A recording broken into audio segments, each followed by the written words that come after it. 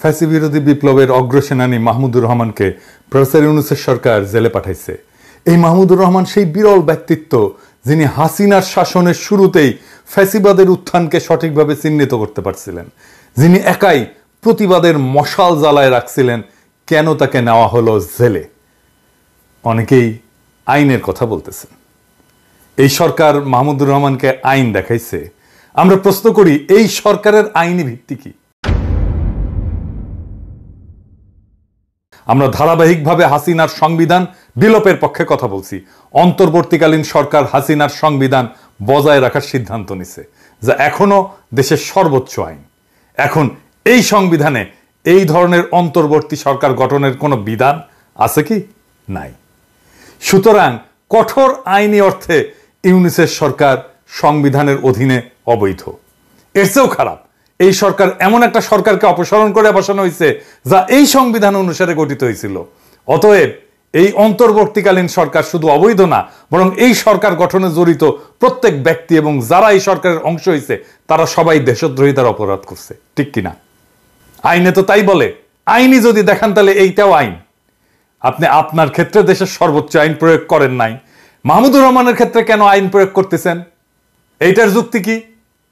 আপনি হয়তো বলবেন যে এই সরকার সফল বিপ্লবের পর জনমানুষের ইচ্ছার ভিত্তিতে বসানো হয়েছে। ঠিক কি? তাইলে মাহমুদুর রহমানকে যে কারাগারে পাঠাইছেন এটা কি জনমানুষের ইচ্ছা অনুযায়ী?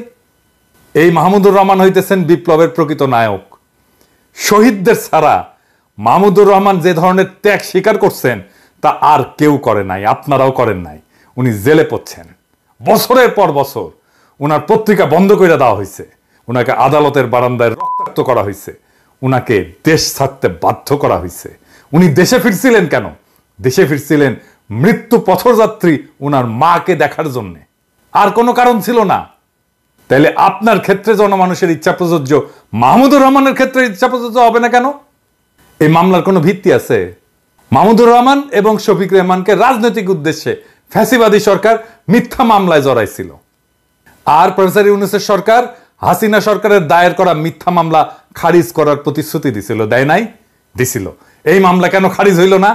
মাহমুদুর রহমানের মামলা তো সেই প্রথম দিককার মামলাগুলোর মধ্যে থাকার কথা ছিল যেগুলো বাতিল করা হবে। এটা করা হইল না কেন? এরা ছাড়াও মাহমুদুর রহমান শফিক রেহমানকে শেখ হাসিনার এই কুপুত্র, ওই যে কুত্তে নিয়ে বসে থাকে জয়, এর হত্যার ষড়যন্ত্রের অভিযোগে যে মামলায় অভিযুক্ত করা হয়েছে, যেই মামলায় বাংলাদেশের আদালতের কোনো এখতিয়ারই নাই, এই মামলা করার কোনো এখতিয়ার নাই, এই মামলাটাই অবৈধ। জয় যুক্তরাষ্ট্রে বাস করে, শুধুমাত্র মার্কিন আদালতের এখতিয়ার আছে এই ধরনের অভিযোগের উপরে। এবং আশ্চর্যজনকভাবে যুক্তরাষ্ট্রে কোনো মামলা দায়ের করা হয়নি। হাসিনার ফ্যাসিস্ট শাসনের উৎখাতের পরেও এই মামলা কেন বজায় রাখা হইল? এই রায় কেন বজায় রাখা হইল? এই রায় তো অবৈধ, মামলাই অবৈধ। আমি আরেকটু বুঝাই বলি। যদি একজন ব্যক্তি যুক্তরাষ্ট্রে বসবাস করে এবং তার হত্যার একটা ষড়যন্ত্র হয়, থিওরিটিক্যালি ধরতেছি, তাহলে সেই অপরাধের মামলা যুক্তরাষ্ট্রের আদালতে দায়ের করতে হবে।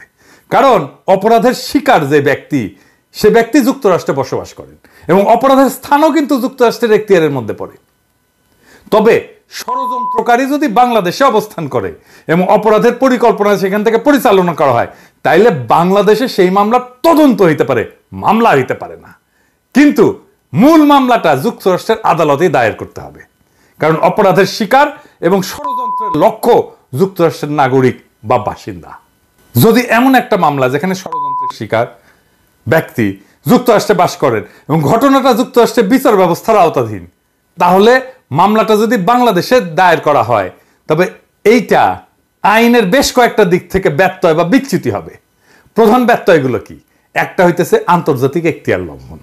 আন্তর্জাতিক আইনে সাধারণত যে দেশে অপরাধ সংঘটিত হয়েছে সেই দেশের আদালতেই মামলার শুনানি এবং বিচার করতে পারে। যেহেতু ষড়যন্ত্রের শিকার ব্যক্তি যুক্তরাষ্ট্রে বাস করেন এবং অপরাধের প্রভাব সেই দেশের মধ্যে পড়ে, তাই মামলাটা যুক্তরাষ্ট্রের এখতিয়ারের মধ্যে পড়ে। বাংলাদেশে এই ধরনের মামলা দায়ের করা হইলে সেটা আন্তর্জাতিক আইনের মূল নীতির লঙ্ঘন। সোজা সাপটা কথা, আপনি আইনের যে কাউকে জিজ্ঞেস করতে পারেন। 2 নাম্বার, বিচার প্রক্রিয়ার বৈধতা। বাংলাদেশে দায়ের করা মামলায় আদালত কার্যকরভাবে অপরাধের তদন্ত এবং বিচার করতে সক্ষম হবে না। তো কারণ অপরাধের স্থান, অপরাধের শিকার ব্যক্তি এবং প্রমাণসমূহ যুক্তরাষ্ট্রে অবস্থিত, তাই তো? এটা একটা কার্যকর বিচার প্রক্রিয়ার পরিপন্থী তো, এবং মামলার প্রকৃত আইনি ভিত্তি তো দুর্বল। আদালতের রায় ভুল ছিল, কারণ দুইটা ধারায় মাহমুদুর রহমানকে দুই রকম সাজা দেওয়া হয়েছে, একটা 5 বছর আর একটা 2 বছর। এইটারও কোনো ভিত্তি ছিল না। এইটা একটা সুষ্ঠু বিচারের ক্ষেত্রে বৈধ প্রশ্ন তোলে।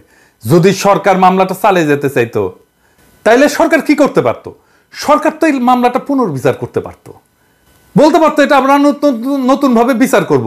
কারণ যেই দেশের আদালতের বারান্দায় মাহমুদুর রহমানকে আহত করে রক্তাক্ত করা হয়, সেই দেশে তো মাহমুদুর রহমান ন্যায় বিচার পাবে না, পানো নাই।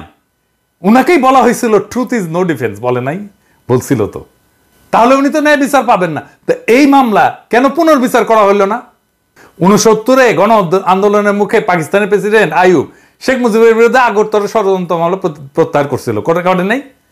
তাহলে জনমানুষের দাবির মুখে মামলা প্রত্যাহার করা যায় তো, নাকি? কেন মাহমুদুর রহমানের ক্ষেত্রে এটা করা হইল না? একই মামলায় কিন্তু শফিক রেহমানদের সাজা স্থগিত করা হয়েছে। দেখেন কেন মাহমুদুর রহমানেরটা করা হইল না? এর সাথে তো যুক্তই করে দেওয়া যেত মাহমুদুর রহমানের কথা। তার মানে বিপ্লবের যারা সৈনিক, তারা এই সরকারের হাতে, প্রফেসর ইউনূসের সরকারের হাতে নিগৃহীত হইতেছে। কেন? কারণ বিপ্লবের প্রথম মুহূর্তেই বিপ্লবের ফল ছিনতাই করা হয়েছিল। হাসিনার অপমানজনক পলায়নের পর আসিফ নজরুল একাই তথাকথিত সাংবিধানিকতার দোয়াই দিয়া ছাত্রদের একাংশকে ক্যান্টনমেন্ট আর বঙ্গভবনে নিয়ে ঘুটু কইরা প্রফেসর ইউনূসকে হাসিনার বানানো রাষ্ট্রপতি চুপ্পুর কাছে শপথ নেওয়াইছিল। আর এক গাদা অপদার্থ উপদেষ্টা নিয়ে কাজ শুরু করে বিপ্লবের হোকা মারি দিয়েছিল। এদের শাসনে ক্যান্টনমেন্টে আশ্রয় পেল সব আওয়ামী দুর্বৃত্তরা, পলায় গেল সবাই। বিপ্লবও পলায় গেছে, এখন কিন্তু যে মনির হইল পলায় গেছে। ওই মুহূর্তটা ছিল খুবই গুরুত্বপূর্ণ, কারণ এর মাধ্যমে আওয়ামী আর ইন্ডিয়ার স্ট্র্যাটেজিক অ্যাসেট গুলো রক্ষিত হয়। আর এই ওয়াহিদুদ্দিন মাহমুদের মতো বুইরা খাটাস, যে কিনা হাসিনার উন্নয়নের সারিন্দা বাজাইতো, সে জানেও না কিছু, তারে কেন উপদেষ্টা বানানো হয়? বলে কি পাঠ্যপুস্তক দিয়ে অনানুষ্ঠানিক আলোচনা হয়েছিল, সেটাই প্রজ্ঞাপন হয়ে যায়। শালা বুড়া হয়েছে কিন্তু মিছা কথা বলার অভ্যাস যায়নি। এভাবে প্রজ্ঞাপন হয় কোনো সরকারি? আপনার সরকারি অফিসে অনেকেই কাজ করেন, আপনারাই বলেন এভাবে প্রজ্ঞাপন হয়? যখন অন্তর্বর্তী সরকার গঠনের জন্য আসিফ নজরুল ঘুটু করিচ্ছে, আমি তখনই বুঝছিলাম এইখানে ইন্ডিয়ার লোকজন ঢুকে গেছে। আমি তখনই বিপ্লব চিন্তায় হওয়ার বিষয়ে সতর্কতা দিছিলাম, বলছিলাম না ওই সময় ভিডিওতে? যারা বিপ্লবের পিছনে ছুরিকাঘাত করছে তারা নতুন মির্জাফরের মতো কুখ্যাত হয়ে থাকবে। তাহলে মাহমুদুর রহমানকে কেন জেলে দেওয়া হইল জানেন? মাহমুদুর রহমানকে জেলে দেওয়ার প্রকৃত কারণ হইল তিনি ভারতের আসল প্রভুদের জন্য একটা আপদ। বাংলাদেশের স্বাধীনতা সার্বভৌমত্ব হারানোর বিষয়ে মাহমুদুর রহমানের চেয়ে বেশি কেউ সতর্ক করে নাই। আজ আমরা হাসিনার শাসন ব্যবস্থায় দেখতেছি সেই একই ফ্যাসিবাদী কাঠামো, তবে হাসিনা ছাড়া। যারা ভারতের স্থানীয় এজেন্সি এবং বাংলাদেশের এই যে প্রথম আলো, ডেইলি স্টার, এই গোষ্ঠী তো সরকার হিসেবে পাইছি আমরা, তারা মাহমুদুর রহমানকে নিশ্চুপ করতে তাদের সর্বোচ্চ চেষ্টা করবে। এখন বলতে পারেন কিভাবে এটা এড়ানো যেত? একটা তো দেখাইলাম, শফিক রেহমানদের রায় তো স্থগিত করে দিছে, দেখলেনই তো। 2 নাম্বার, এই মামলাটা পুনর্বিচারের জন্য পাঠানো যেত। 3 নাম্বার, রায় বাতিল করে দেওয়া যেত। 4 নাম্বার, আমি যদি আসিফ নজরুল হইতাম, এগুলো কোনো কিছু হইল না, তারপরে আমি যদি আসিফ নজরুল হইতাম, তাইলে মাহমুদ ভাইকে জেলে যাইতে হইতো না। কিভাবে জানেন? মাহমুদ ভাই যেই সময় বললেন যে উনি আদালতে আত্মসমর্পণ করতে যাইবেন, সেই দিনই আমি ওনার মায়েরে দেখতে যাইতাম, মাহমুদুর রহমানের, আর বলতাম, মাহমুদ ভাই আমরা এই মামলার রায় বাতিলের জন্য উদ্যোগ নিতেছি, আপনি তো বুঝেন টাইম লাগবে, কয়দিন সময় দেন আমাদের, খালাম্মাকে সময় দেন আপনি, আমি নিজে এসে আপনার হাতে রায় বাতিলের কাগজ কিন্তু ধরাই দিয়ে যাব। আপনি আদালতে গেলে জেলে পাঠাই দেবে, এটা আমরা এটাতে বিব্রত হব। আমি মেহরবানি করে আমাদেরকে বিব্রত করেন না মাহমুদ ভাই, আপনি মেহরবানি করে কয়টা দিন টাইম দেন, আমরা রিকোয়েস্ট করতেছি। উনি যদি আমার রিকোয়েস্ট না শুনতেন, আমি প্রফেসর ইউনূসের দিয়ে ফোন করাইতাম ওনারে, হয়তো না, আপনি বলেন কাজ হইতো না। মাহমুদ ভাই যাইতো আজকে আদালতে? আপনারা সবাই জানেন মাহমুদ ভাইয়ের কিন্তু ঘাটতেরা, উনি যেটা মনে করবেন সেটা উনি করবেনই, করে ছাড়বেন, এবং উনি ঘাটতেরার জন্য আমরা ওনাকে পছন্দ করি, ঠিক কিনা বলেন? কিন্তু তারপরেও এই অ্যাপ্রোচটা নিয়ে গেলে উনি শুনতেন, কিন্তু ওনারা করবেন না তো। মাহমুদুর রহমান কে এখন? মাহমুদুর রহমান তো এখন কেউ না। আমরা এই ভারতীয় এজেন্ট এবং ফ্যাসিবাদের সহায়কদের কাছ থেকে কোনো দেশপ্রেম তো আশা করি না। আমরা দৃঢ়ভাবে বিশ্বাস করি যে মাহমুদুর রহমানের প্রতি প্রকৃত বিচার আমাদের জনগণ করবে, যারা ভারতের আধিপত্য এবং সম্প্রসারণবাদকে বীরত্বের সাথে পরাজিত করছে। আমরা যা নেপালে দেখছি, আমরা যা মালদ্বীপে দেখছি, আমরা দেখছি আমাদের এই অঞ্চলে ভারতের সম্প্রসারণবাদ পিছু হটছে। আমাদের জনগণ নিশ্চিত করবে যে আর কখনো ভারতীয় আধিপত্যবাদ বাংলাদেশে ফিরে আসবে না। মাহমুদ ভাই, ভয়ের কিছু নাই। ভবিষ্যতের বাংলাদেশ আপনাকে 2 হাত তুলে এবং উষ্ণ হৃদয়ে স্বাগত জানাবে। আমরা সেই দিনের অপেক্ষায় থাকলাম। ইনকিলাব জিন্দাবাদ।